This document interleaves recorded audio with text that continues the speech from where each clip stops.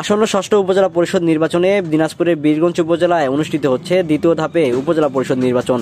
আর এই উপজেলা পরিষদ নির্বাচনে লড়ছেন বাংলাদেশ আওয়ামী লীগের দিনাজপুর জেলা শাখার সদস্য আবু হুসাইন বিপু। রবিবার সারাদিন আনারস প্রতীকের সমর্থনে প্রচারণায় অংশ হিসাবে দিনাজপুরের বীরগঞ্জ উপজেলার মোহাম্মদপুর ইউনিয়নে তিনি গণসংযোগ করেন।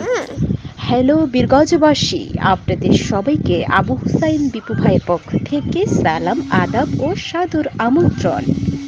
এইদিকে আনারস, ওইদিকে আনারস, বিপু ভাই 10-এ 10, সিল মারো ভাই আনারস।